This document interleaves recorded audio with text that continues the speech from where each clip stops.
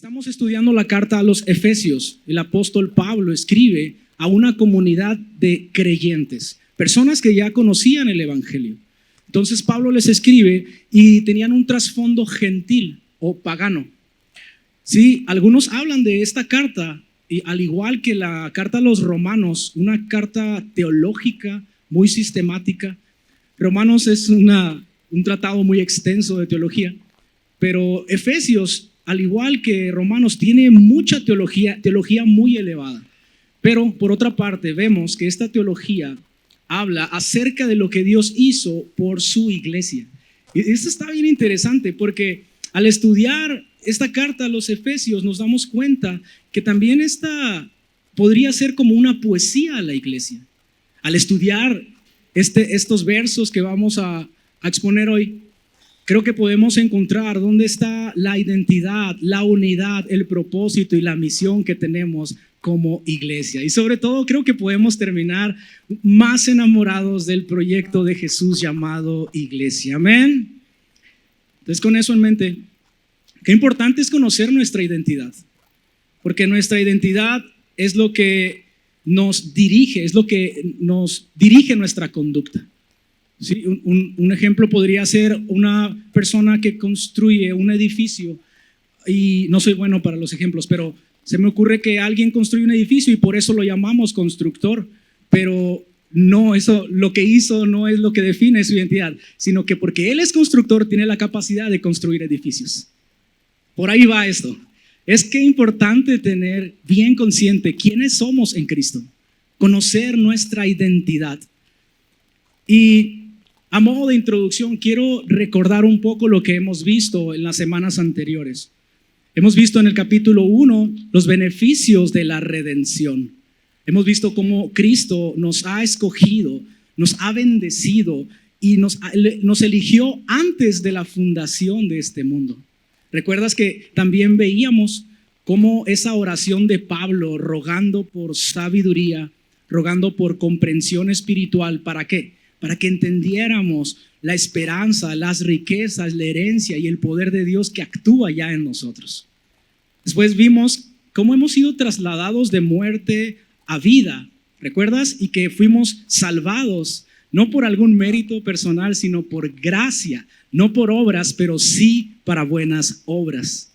La semana pasada también vimos cómo el evangelio, este mensaje y la obra de la cruz fue lo que derribó enemistades entre dos pueblos. Hablaba de los gentiles y de los judíos, haciendo un solo pueblo, trayendo una unidad con Dios. Y debido a esto podemos tener acceso al Padre por medio del Espíritu Santo, gracias a lo que Cristo hizo.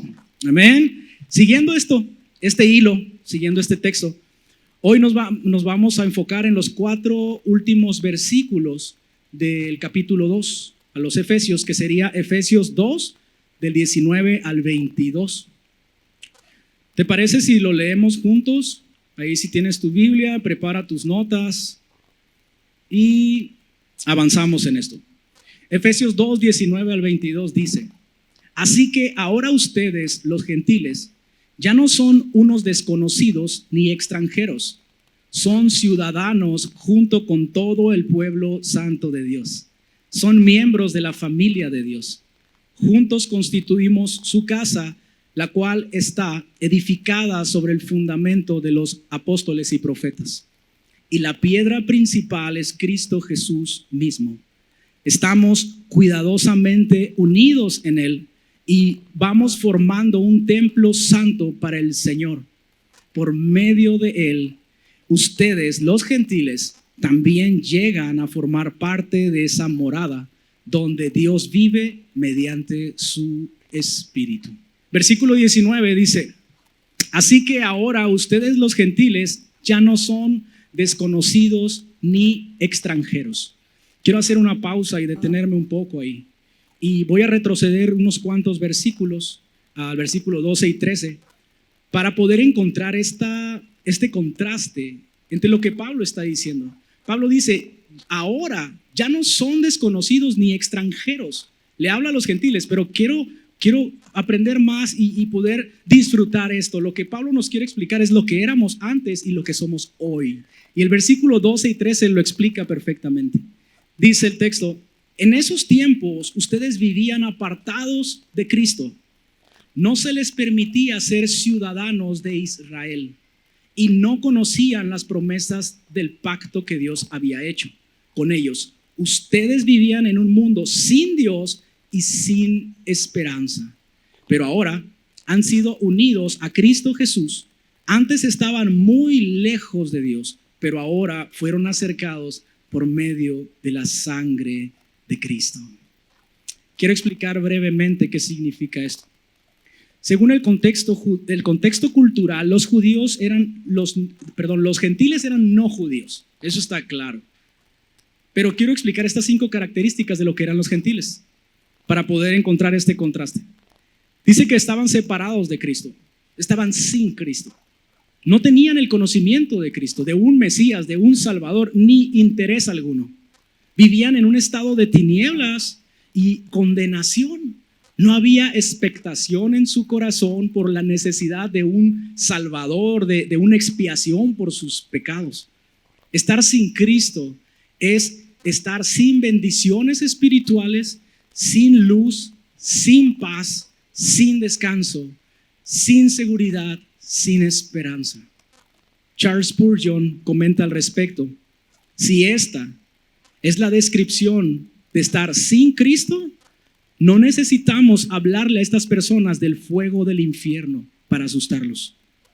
Oh, qué terribles males se acumulan en estas 2 palabras: sin Cristo. Wow. Dice también que eran ajenos al pueblo de Dios, a la ciudad de Israel. No eran ciudadanos de Israel. Los judíos lo eran, los gentiles no. Los gentiles no eran participantes de este gobierno de Dios a través de sus leyes, pues Dios se reveló en su ley y no era nada más una forma de cómo conocerlo, sino aún cómo ser bendecidos por este Dios. Pero los gentiles no eran ciudadanos, estaban desprovistos de esto. También dice que eran ajenos a la promesa, al pacto de la promesa. ¿Recuerdas en Génesis 13 a aquel padre de la fe, Abraham? Que Dios le dice que en él serán benditas todas las familias de la tierra. Pues él no era parte de esto. Los gentiles no podían ser parte de esto. Dice que vivían sin esperanza. Si no conocemos la promesa de Dios, es difícil, es imposible tener esperanza. La esperanza la conseguimos por confiar en Dios, por conocer sus promesas, y entonces Él nos da la espera hasta que Él lo cumple. Entonces, ahí había una consecuencia. Si no conocían la promesa, no tenían esperanza alguna. ¿En qué esperaban? Por consecuencia, dice que había gente sin esperanza viviendo para sí, pero lo lamentable de esto es que en la actualidad podemos vivir sin esperanza aún no escuchando el mensaje del Evangelio, equivocadamente tratando de vivir un moralismo. Es el texto lo que dice. Dice que estaban sin Dios, separados de Dios. La palabra que se utiliza en el griego es ateos, contra Dios. Romanos capítulo 1, gracias. Romanos capítulo 1 al capítulo 3 nos muestra cuál es la verdadera condición del hombre sin Dios. Es una mentalidad corrompida, es una enemistad con Dios. Un ateo vive como si Dios no existiera. No solamente no adora a un Dios como tú y como yo en secreto o en público, simple y sencillamente su vida refleja que no hay un Dios, no hay a quien agradar, no hay a quien amar, no hay un temor o una reverencia a Dios. Sabiendo esto, no me miren así, hermanos, yo no estoy describiendo a nadie aquí. Esto eran los gentiles, pero claro que podemos identificarnos. Esto éramos indios. Esto éramos antes de conocer el Evangelio. Sujel Michelin dice, la condición de los gentiles antes de conocer el Evangelio era una terrible y fatal orfandad. No tenían nada. Y sabiendo esto, podemos contrastarlo con lo que el texto nos quiere decir hoy. Antes, escucha, estábamos separados de Dios, pero el versículo cierra, pero por la sangre de Cristo Él nos ha unido. Por la sangre de Cristo somos unidos. Y ahorita vamos a ver 4 expresiones de esa unión con Cristo. ¿Me acompañas? Vamos a ir verso a verso. Desde el capítulo 19 vimos que ya no éramos, que ahora sí, ya no somos desconocidos ni extranjeros, pero continúa diciendo, son ciudadanos junto con todo el pueblo santo de Dios. El punto número 1, si te gusta tomar notas, es por la sangre de Cristo hemos sido unidos en el reino de Dios. El punto 1 es unidos en el reino de Dios. Antes no éramos ciudadanos. Antes no se nos permitía ser ciudadanos junto con todo el pueblo santo de Dios. Pero ahora, fíjate, me encanta cómo la misma Biblia te interpreta la Biblia. Y en Primera de Pedro podemos ver cómo el apóstol Pedro justo habla los mismos beneficios, la riqueza y lo que podemos tener ahora en Cristo. Y te voy a leer yo rápido Primera de Pedro 2, 9 y 10. Dice el apóstol Pedro, pero ustedes no son así porque son un pueblo elegido, son sacerdotes del Rey, una nación santa, posesión exclusiva de Dios. Por eso pueden mostrar a otros la bondad de Dios, pues Él los ha llamado a salir de la oscuridad y entrar a su luz maravillosa. El verso 10 me encanta. Antes no tenían identidad como pueblo, ahora son pueblo de Dios. Antes no recibieron misericordia, ahora han recibido misericordia. ¿Qué significa esto? Que ahora hemos sido trasladados al reino de Dios, a una nueva naturaleza, a una nueva manera de vivir, una nueva cultura, una nueva mentalidad. Antes vivíamos sin ley, pero ahora tenemos su palabra que nos llama a obedecerle, su palabra que nos invita, que nos lleva a vivir en plenitud. Hemos recibido, hermanos, un reino inconmovible. ¿Y cómo respondemos a eso? Vivamos en gratitud. No fue por nuestras obras, hemos recibido misericordia. Es por la obra de Cristo, por la sangre de Jesús. Es que nosotros hemos sido unidos a Él y ahora somos el pueblo de Dios. ¿Cuántos pueden decir amén a eso? Es algo hermoso. Esta es la identidad de nosotros como iglesia. Esa es la perspectiva bíblica que deberíamos tener de su pueblo. Formamos parte de su reino inconmovible. Vivamos en gratitud, agradando con temor y con reverencia a el Rey de Reyes y Señor de Señores. Iglesia, tú y yo somos representantes de su reino. Qué privilegio, qué hermoso. Seguimos con el texto. Dice en el mismo versículo 19, la segunda parte dice, son miembros de la familia de Dios. El segundo punto, somos unidos a la familia de Dios. Ahora somos familia. Antes éramos huérfanos, pues vivíamos sin Dios y sin esperanza. Pero ahora somos hijos y parte de la familia de Dios. Ahora somos integrados en su familia. Ahora tenemos padre, ahora tenemos hermanos en la fe. Miras alrededor de ti, voltea a ver, son tus hermanos en la fe. Esa es tu familia. No se parecen, la sangre de Cristo nos hace iguales a todos. Amén. Ahora somos hijos de Dios por medio de Cristo.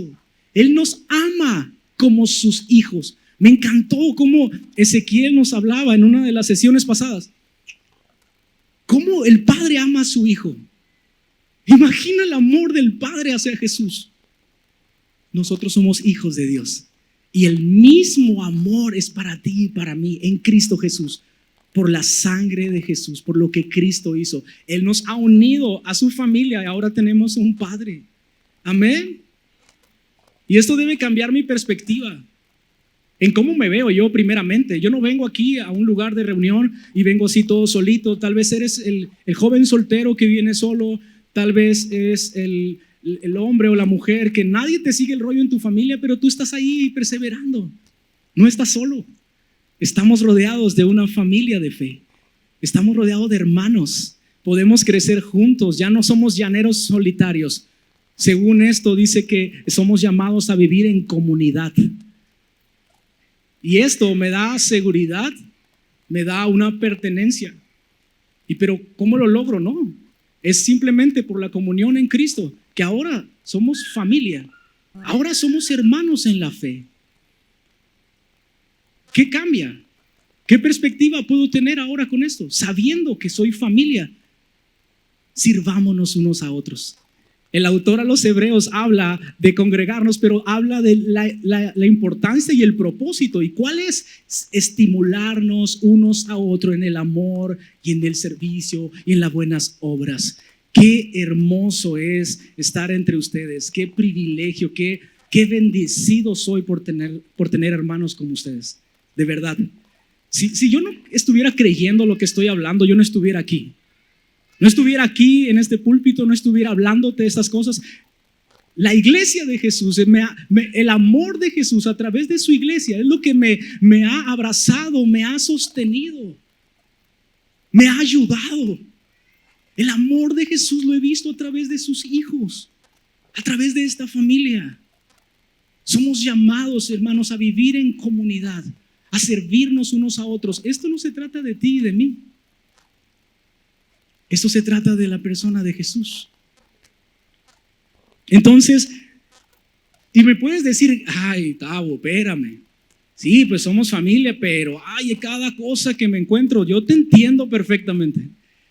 Como en toda familia hay un factor humano, va a haber conflicto.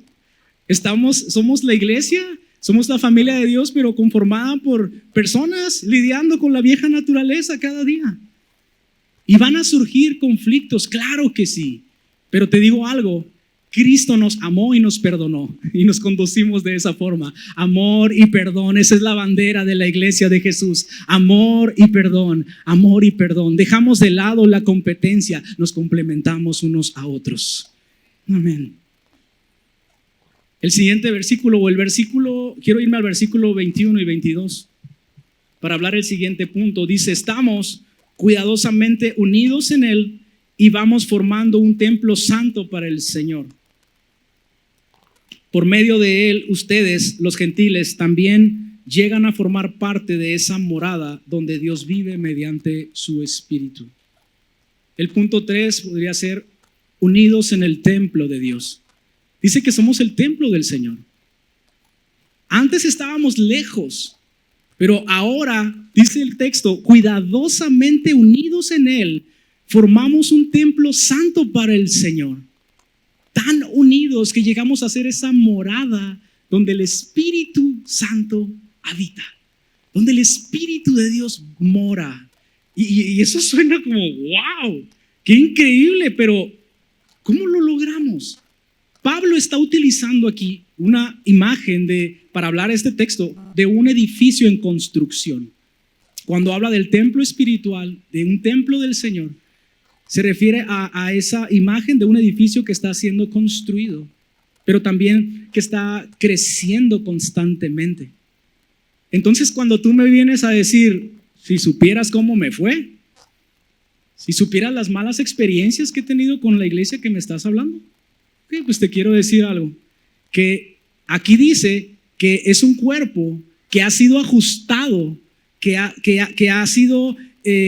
que va creciendo, que es edificado, que es construido.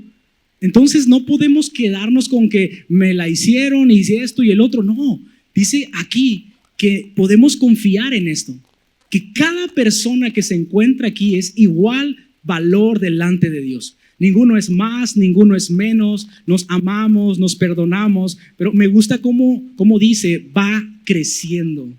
Nuestra meta, iglesia, es que cada día seamos más parecidos a Jesús. Amén. Y entonces vamos hacia eso. Lo más fácil es juzgar las cosas, pero mirémonos a nosotros mismos, cómo Dios nos trata, cómo Dios nos ama, cómo Dios nos da nuevas oportunidades, cómo Dios nos sirve y extiende su gracia una y otra vez. Y así nos conducimos. Siendo este templo de Dios, podríamos decir que cada pieza ajusta perfectamente. Aquí no hay favoritismo. En esta iglesia que estoy leyendo, podría pasar en otra parte del mundo, yo sé que aquí no, pero no hay ese tipo de competencia, este tipo de conflictos. ¿Dónde dejamos las contiendas, las envidias, los celos? Todo esto que causa una división y que lastima al cuerpo. Pues dice aquí que todos unidos, entendiendo esto, dice que nos fortalecemos. Cada miembro crece y contribuye con el fin de convertirnos en esa morada donde Dios habita. Qué hermoso, ¿eh? ¿Cómo nos confronta? ¿Cómo nos impulsa esto? De decir, wow, que si esto es la iglesia, es lo que yo soy. Si somos un templo donde Dios va construyendo y donde Él habita esta morada. Quiero decirte algo. Cuando el Espíritu Santo transforma un corazón, nuestras actitudes reflejan a Cristo. Y si tal vez has tenido malas experiencias con iglesia y puedes decir, no, es que lo veo muy lejos, ok. Quiero decirte que si Él está aquí, si Cristo está aquí, si el Espíritu Santo está aquí, Dios está obrando para bien. Y estamos caminando hacia ese crecimiento, estamos siendo conformados, estamos siendo unidos en el cuerpo, en ese crecimiento y en esa meta que seamos más parecidos a Jesús. ¿Sí? Y tengo el punto número 4, que si ya te diste cuenta, seguramente, me brinqué el versículo 20. Y justamente lo que hice dejar para este punto final. Dice, juntos constituimos su casa, la cual está edificada sobre el fundamento de los apóstoles y los profetas. Y la piedra principal es Cristo Jesús mismo. El punto número 4 es la piedra principal es Cristo. Hermanos, la centralidad de la iglesia es Cristo y su mensaje, Cristo y su obra. Si somos unidos al reino de Dios por la obra, es por la obra de Cristo. Si somos unidos a la familia de Dios, es por la obra de Cristo. Si somos considerados su templo y su morada, es por la obra de Cristo. No podemos desenfocarnos de esto, pues Cristo es el centro de nuestra fe, quien sostiene y edifica su iglesia. Es fácil distraernos de esto. Y lo digo por mí. Intencionalmente, constantemente, tengo que alinearme a lo que es Dios. Tengo que acudir a Cristo. Necesito a Cristo todos los días. No solamente los gentiles, los que estaban lejos. Yo necesito a Cristo todos los días. Iglesia, necesitamos ser conscientes. Cristo es el centro de su iglesia.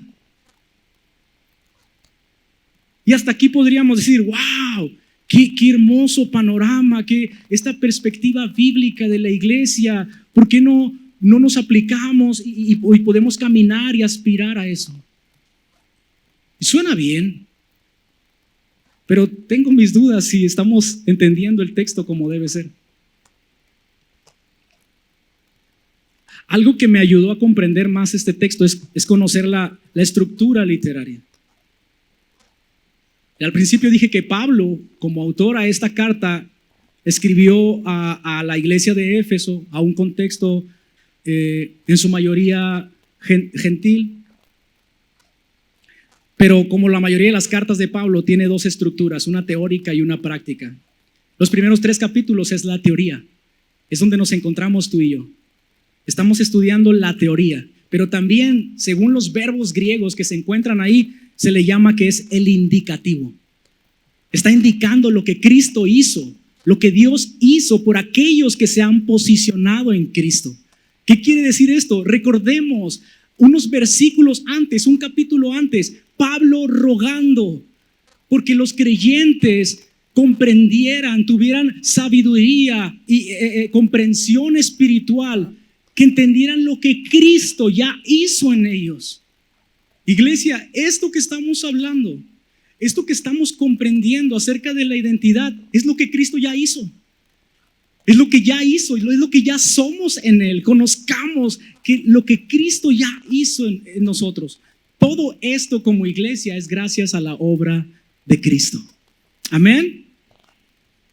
Qué importante es recordarlo. Debemos ser intencionales en esto.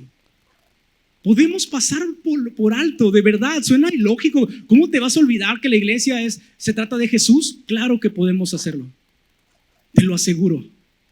En el servir, en el hacer iglesia, en cómo hacemos las cosas, el por qué las hacemos. Podemos correr años en el evangelio creyendo que hacemos las cosas bien, porque vemos resultados, entonces están funcionando las cosas. Si perdemos de enfoque, si perdemos esto de centrarnos en Cristo y en su evangelio, estamos perdidos.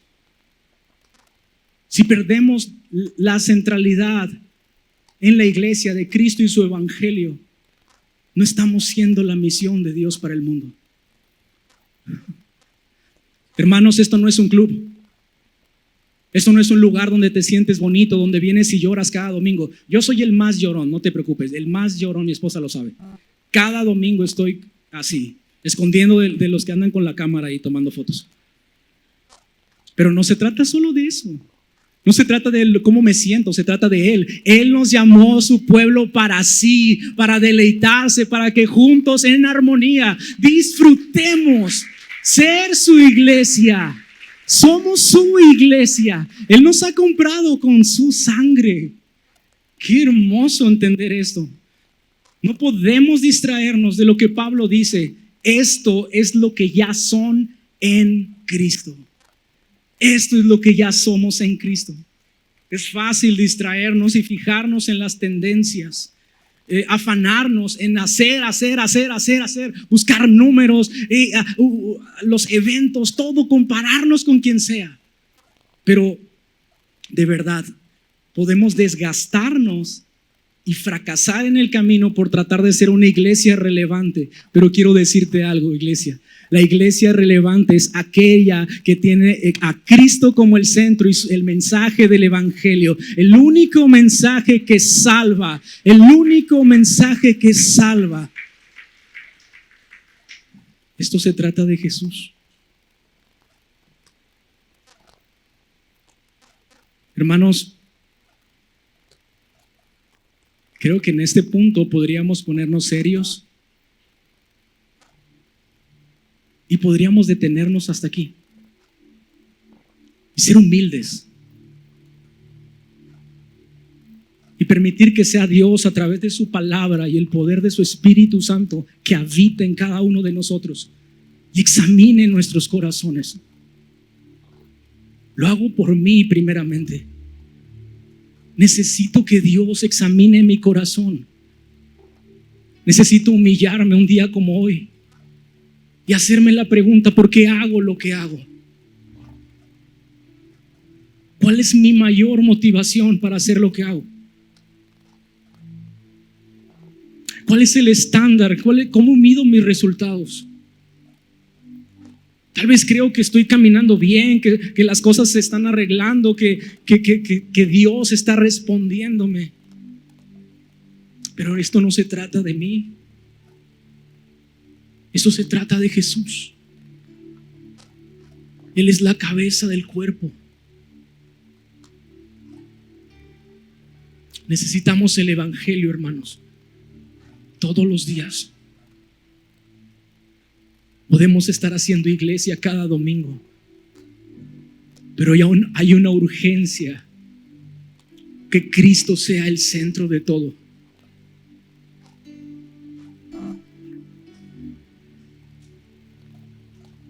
Deja que el Espíritu Santo responda a esto.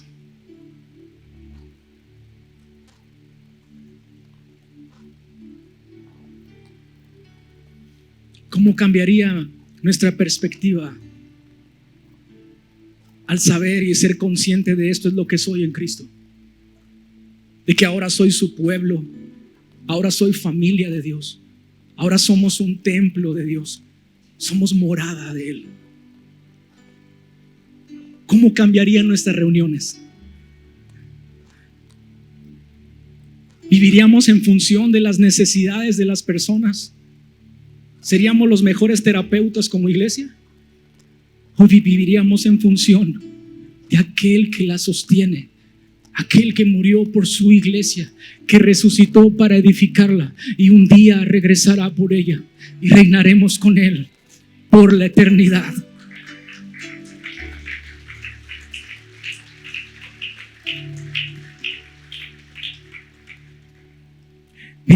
Míralo de esta forma. No hay institución en este mundo, si se podría llamar así, que trascienda la eternidad, que es su iglesia.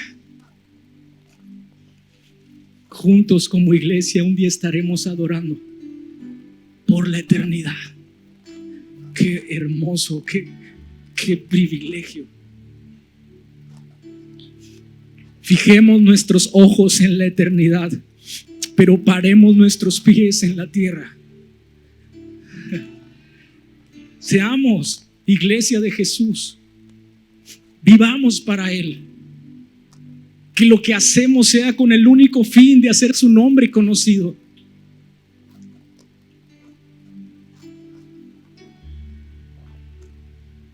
¿Cómo sería mi comunión en la iglesia? ¿Acaso me comprometería más en involucrarme y en el servir a la iglesia? Qué bonito se siente desde que llegas en el estacionamiento y están los hermanos todos con este calor así, todos colorados y abrazándote y recibiéndote. Y los que están en la puerta, y es como una cadenita hasta tu lugar, te llevan. Si eres nuevo, te dan un café. O sea, wow. Pero ese no es el fin. No se trata de servirnos a nosotros, se trata de servir a un Dios vivo. Él habita en esta casa espiritual y somos cada uno de nosotros morada de Dios.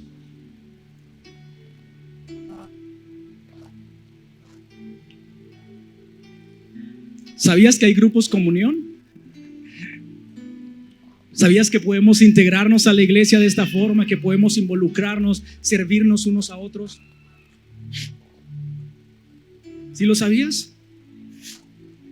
Es la manera en que podemos crecer y avanzar. Es la manera que lo hace Dios. Dios ha puesto en este edificio a cada uno de nosotros. Ninguno está de más. Todos tenemos el mismo valor. Tú que estás allá atrás escondiéndote en una silla, si sabes que Dios te ha llamado a servirle, hazlo. Podemos pasar mucho tiempo y podemos tener una perspectiva muy equivocada de lo que es la iglesia, porque me pasó esto y me pasó el otro. Esta es la iglesia de Jesucristo. Y esto somos tú y yo en Cristo Jesús. Esa es nuestra identidad. Y estoy hablando a ti que tal vez dices, no, esto, el pensar que un día volveré a servir a Dios me crea un conflicto tan grande. No, así estoy bien.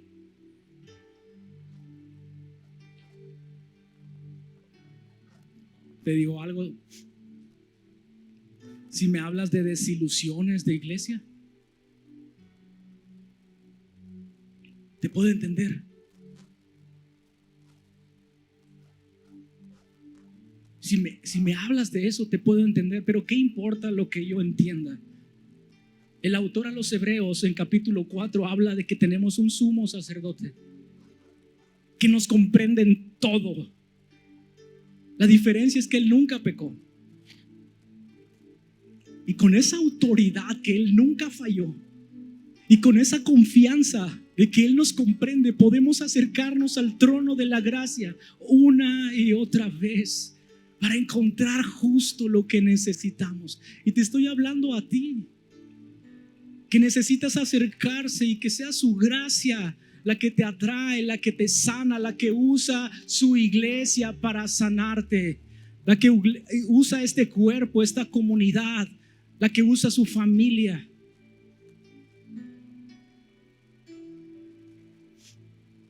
¿Cómo sería nuestro impacto como el mundo hacia afuera? Estamos por tener la semana de misiones en Loveweek. No es un comercial, no es un anuncio, realmente es lo que hacemos como iglesia. Pero no lo hacemos para ser mejor que otra iglesia, no lo hacemos para competir, lo hacemos para hacer la obra de Jesús aquí en este mundo. A eso somos llamados. No es que tengamos la verdad, no, la verdad nos alcanzó a nosotros. La verdad es una persona y esa persona es Cristo. Conocerán la verdad los perdidos y ellos serán libres. A eso somos llamados, iglesia. Que su nombre sea conocido. El proyecto de Jesús para alcanzar el mundo es su iglesia. ¡Wow! Tú y yo somos el proyecto de Jesús para salvar el mundo. Podemos hacer y hacer y hacer, iglesia. No se trata de lo que hacemos, se trata de lo que Cristo ya hizo en la cruz. Él es el que sostiene su iglesia. Él es el que la edifica. Él es el que la lava a fin de que sea perfecta. Y un día volverá por ella. ¿Cómo podríamos adorar a partir de esto tú y yo? ¿Crees que la culpa por tus fallos, por tu pecado, podrías hacerla a un lado y podrías venir con toda confianza, levantar tus manos y ser libre para adorar a Dios? ¿Crees que podríamos disfrutar más este tiempo en comunidad? Iglesia, todo se trata de Jesús. Todo lo que hacemos es para Él.